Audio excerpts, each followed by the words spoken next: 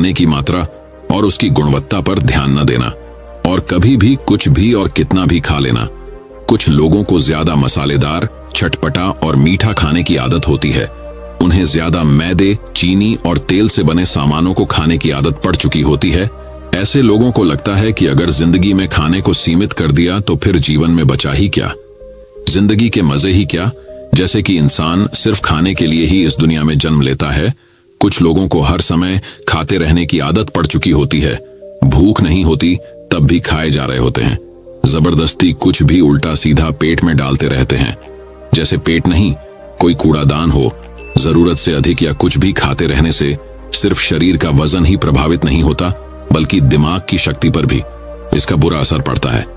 मैदा, तेल, चीनी और ज्यादा नमक से बने पदार्थों का सेवन करने से शरीर का वजन बढ़ने के साथ साथ कई सारी बीमारियां जन्म लेने लगती हैं, और जिसका नकारात्मक प्रभाव हमारी भावनाओं और विचारों पर भी पड़ता है, क्योंकि एक बीमार शरीर व्यक्ति के मन को भी बीमार बना देता है, जिससे व्यक्ति मानसिक रूप से भी बीमार पड़ने लगता है और तनाव व चिंता का शिकार हो जाता है।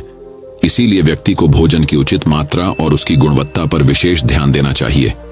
तीसरी गलती, जरूरत से ज्यादा भागदौड़ भरी जिंदगी, और ये सोच के रुकना मना है। कुछ लोगों को लगता है कि जिंदगी सिर्फ ऐसे ही चलती है। गलत। भागदौड़ भरी जिंदगी कितनी भी हो, लेकिन रुको, अगर भागते ही रहोगे तो ऐसे हाँफ के गिरोगे कि उठने लायक ही नहीं रहोगे। तो जिंदगी की भागदौड़ के बीच थोड़ा सा समय खुद के लिए भी निकालो। खुद को भी समय दो। खुद को ढूंढने का प्रयास करो कि कौन सी चीज तुम्हें खुशी देती है, कौन सा काम करने में तुम्हें आनंद आता है। खुद से सवाल करो और खुद को खुश रखने का प्रयास करो। और देखना, जब तुम अंदर से शांत और तरोताजा होकर किसी काम को करोगे तो बहुत ही कम समय में तुम उसी काम में बहुत अच्छे परिणाम मिलने शुरू हो जाएंगे। लेकिन अगर हर समय भागते रहोगे, भागती रहोगी, थके रहोगे, तो तुम देखोगे कि हर काम में बहुत ज्यादा समय लग रहा है, बहुत ज्यादा ऊर्जा लग रही है, लेकिन फिर भी अंदर से खुशी नहीं मिल रही। तो इतना भागना दौड़ना कोई जरूरी नहीं होता। ये तो बस इंसान के अंदर बचपन से ही एक प्रतियोगिता की भावना जगा दी जाती है, उसके आसपास के माहौल और उसके माता पिता के द्वारा। क्योंकि इतना भागना कोई जरूरी नहीं होता। शांति से भी जिंदगी को जिया जा सकता है, और शांत हुआ, स्थिर रहते हुए, आराम से प्रयास करके भी बड़ी बड़ी सफलताएं हासिल की जा सकती है। चौथी गलती, अपनी किसी एक ऐसी बुरी आदत को पहचानो और उसे अपनी जिंदगी से पूरी तरह से हटाना, जो तुम्हारी सफलता के रास्ते की सबसे बड़ी बाधा है। हर इंसान की कोई ना कोई एक ऐसी बुरी आदत होती ही है जो उसे सबसे ज्यादा नुकसान पहुंचाती है, उसे आगे नहीं बढ़ने देती या फिर उसे पीछे खींचती है। क्योंकि जब कोई इंसान आगे नहीं बढ़ रहा होता है तो समय के साथ साथ वो पीछे ही जा रहा होता है। अब ये आदत कुछ भी हो सकती है, जैसे काम को टालने की आदत, ज्यादा सोचने की आदत, चिंता करने या बहस करने की आदत। कोई भी एक ऐसी आदत जो तुम्हें लगता है कि तुम्हें सबसे ज्यादा नुकसान पहुंचा रही है, उसे पहचानो और आज से ही उस किसी अच्छी आदत से बदलने का प्रयास शुरू कर दो।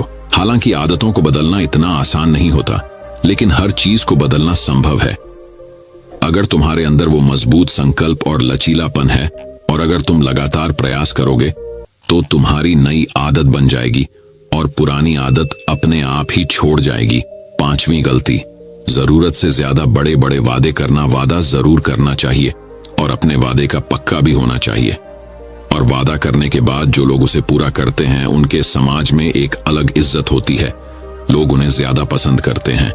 लेकिन हमें कभी भी ऐसे वादे नहीं करने चाहिए जिससे हम पूरा ही ना कर सके या जिसे पूरा करने में हमें संदेह हो। साथ ही हमें ना कहना भी आना चाहिए। ये जरूरी नहीं कि हम दूसरों के हर काम को हाँ कहकर उनकी नजरों में हर समय अच्छा बनने का प्रयास करें। हमें मना करना भी आना चाहिए। जितना तुम कर सकते हो सिर्फ उतने का ही वादा करो, क्योंकि अगर तुम अपनी क्षमताओं से बाहर जाकर किसी को जबान दे दोगे तो फिर तुम खुद के ऊपर बहुत दबाव महसूस करोगे, तनाव से भर जाओगे और साथ ही सामने वाले की बेवजह की उम्मीदें भी तुमसे जुड़ जाएंगी। और जब तुम उसे पूरा नहीं कर पाओगे तो या तो तुम अपने आप पर बहुत ज्यादा दबाव डालोगे उन्हें पूरा करने का, या फिर दूसरों की नजरों में बुरा बन जाओगे, जो फिर बाद में तुम्हारे अंदर और भी तनाव पैदा करेगा। तो जितना कर सकते हो, जितना आसान है तुम्हारे लिए, उतना करो, फिर देखो कितना सुकून आता है जिंदगी में।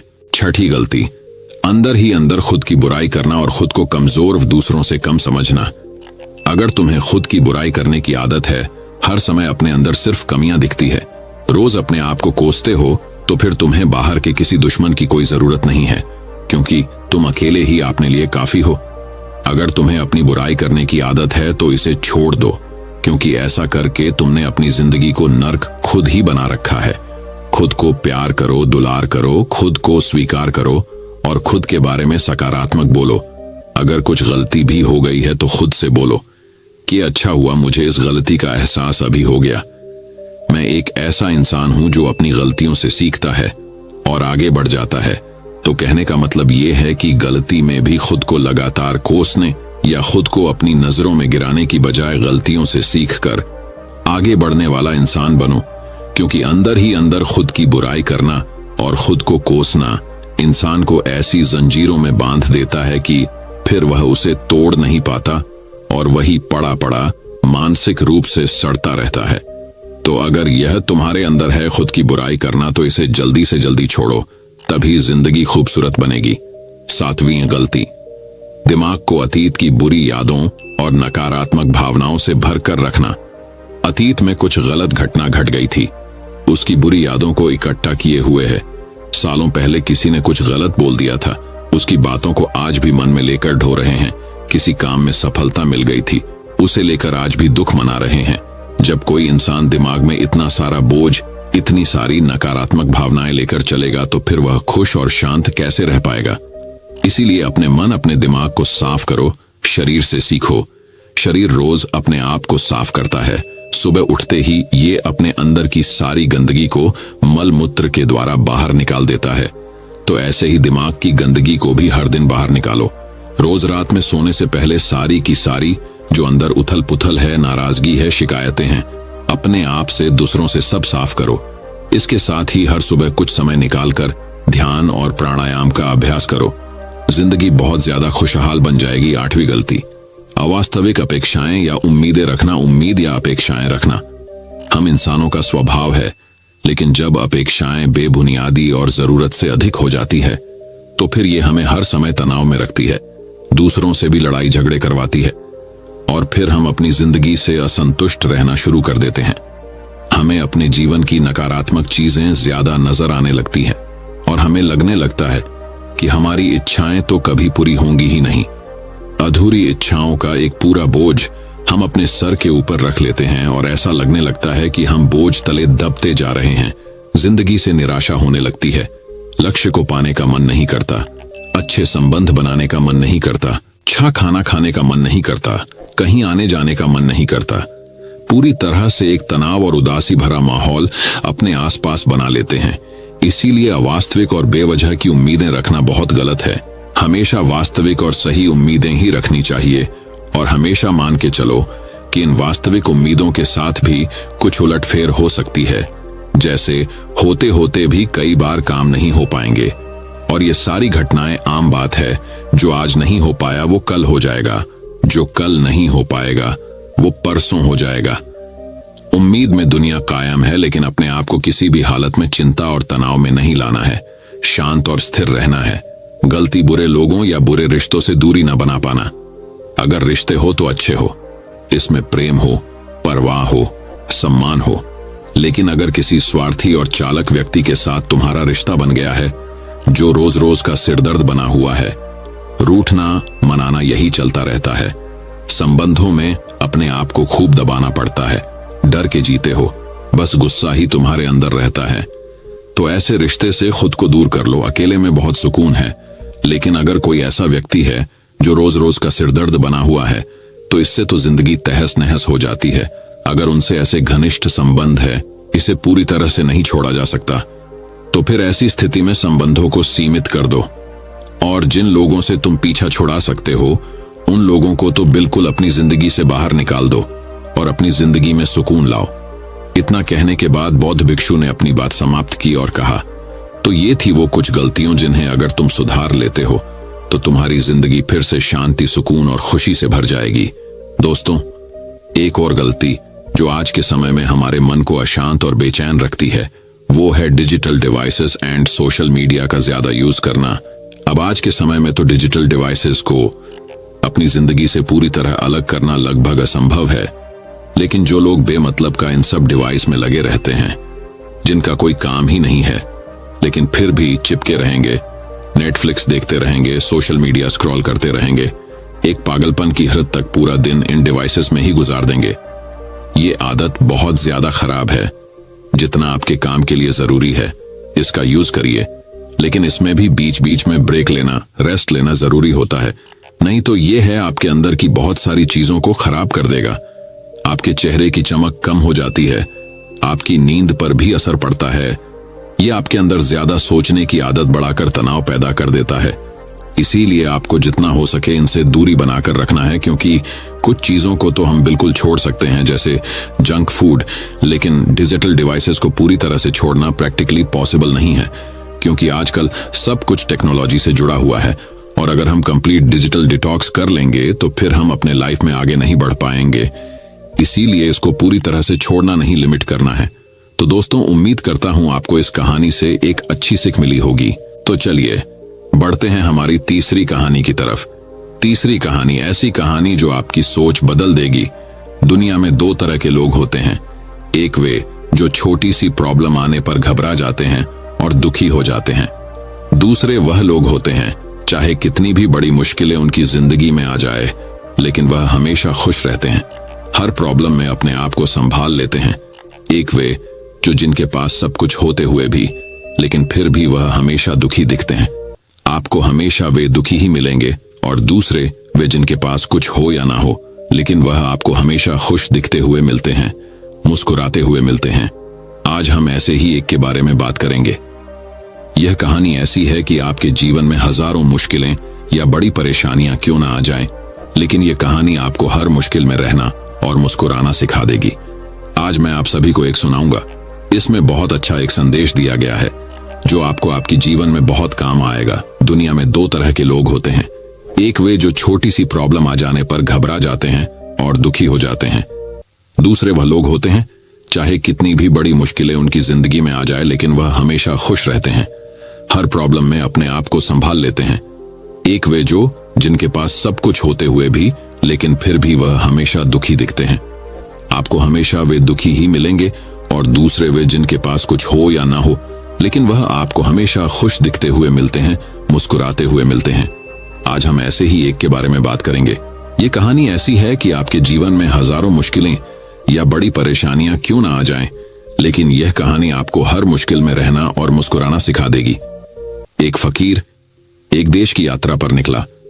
जब रास्ते में रात हो गई तो वे एक व्यक्ति घर रुक गया। उस व्यक्ति का नाम था आनंद। आनंद ने उस फकीर की खूब सेवा की और दूसरे दिन आनंद ने फकीर को उपहार देकर विदा किया। वह फकीर आनंद की सेवा से बहुत खुश हो गया और दुआएं देने लगा कि हे भगवान, आनंद को हमेशा खुश रखना और वह हमेशा दिन प्रतिदिन आगे बढ़ता ही रहे। इस बात पर आनंद हंसने लगा और फकीर से आनंद बोला, हे फकीर जो है वह भी अब नहीं रहने वाला। इस बात पर फकीर आनंद की तरफ देखता ही रहा और वहां से आगे चला गया। कुछ साल बाद फिर फकीर आनंद के घर आया और देखा सारा धन और सारी संपत्ति सब कुछ चला गया है। आनंद एक गांव के ही बड़े जमींदार के यहाँ नौकरी कर रहा है। वह फकीर आनंद से मिलने के लिए वहां चला गया। आनंद ने उस अभाव में ही उस फकीर का स्वागत किया और झोपड़ी में ही फटी चटाई पर ही बैठाया। उसके पास खाने के लिए जो रुखी सुख रोटी थी वह खाने के लिए फकीर को दे दिया। जब फकीर वहां से जाने लगा तो उसके आंख में आंसू थे और फकीर कहने लगा, हे भगवान, तुमने ये क्या किया? तो आनंद फिर हंसा और कहने लगा, अरे फकीर, तू क्यों दुखी हो रहा है? ईश्वर हमें जिस हाल में भी रखें, हमें हमेशा खुश रहना चाहिए, उसे धन्यवाद देना चाहिए। समय सदा बदलता रहता है और इतना ही नहीं, यह भी नहीं रहने वाला है। इस पर फकीर सोचने लगा कि मैं तो केवल वेश से ही फकीर हूं, लेकिन सच्चा फकीर तो तुम हो आनंद। कुछ साल बाद फकीर फिर से यात्रा पर निकला और आनंद से मिला और देखा तो देखता ही रह गया, क्योंकि सब कुछ बदल चुका था। आनंद अब जमींदारों का जमींदार बन चुका था। उसे मालूम हुआ आनंद जिस जमींदार के यहाँ नौकरी कर रहा था उसकी कोई संतान नहीं थी और अपनी सारी संपत्ति और जायदाद आनंद को दे दी। फकीर बहुत खुश हो गया और आनंद से कहा, अच्छा हुआ वह जमाना गुजर गया, भगवान करे अब तुम ऐसा ही बने रहो। यह सुनकर आनंद फिर हंसने लगा और कहने लगा, फकीर, अभी भी तेरी नादानी बनी हुई है। फकीर ने फिर आनंद से पूछा, क्या यह भी नहीं रहने वाला? तो आनंद ने उत्तर दिया, हाँ, या तो ये चला जाएगा या फिर इसको अपना मानने वाला ही चला जाएगा। यहाँ पर कुछ भी रहने वाला है ही नहीं। अगर कोई चीज शाश्वत है तो वह है हमारी आत्मा, वह है हमारी मन की शांति, वह है हमारे मन का सुकून, और बाकी जो कुछ भी है वह हमेशा रह नहीं सकता। एफक्यूअर ने आनंद की बातों को बहुत ही ध्यान से सुना और वापस चला गया। जो होता है उसे स्वीकार करो। कुछ सालों के बाद फिर फकीर जब उस गांव से गुजरा तो आनंद का महल तो है, लेकिन उसमें आनंद ही नहीं है। उसमें कबूतर गुटरगू कर रहे हैं। आनंद अब इस दुनिया में नहीं रहा, उसकी मृत्यु हो चुकी थी। वह फकीर मन ही मन सोचने लगा कि यह एक इंसान जिंदगी भर कितना दौड़ता रहता है और रोता रहता है, दुखी होता रहता है। जिन चीजों के लिए इंसान तड़पता रहता है, दुखी होता रहता है, वास्तव में वह चीज जो हमेशा रहने वाली है ही नहीं, वे सारी चीजें बदलने वाली हैं। यह कहानी यह शिक्षा देती है कि हमारे जिंदगी में जब भी कोई मुश्किल, तकलीफ या दुख आए तो हमें यह सोचना चाहिए कि जिंदगी में इससे पहले मुश्किलें या उलझने आईं तो क्या वे हमेशा रुकी रही? जैसे सारी मुश्किलें आकर चली गई, वैसे ही यह भी मुश्किल चली जाएगी।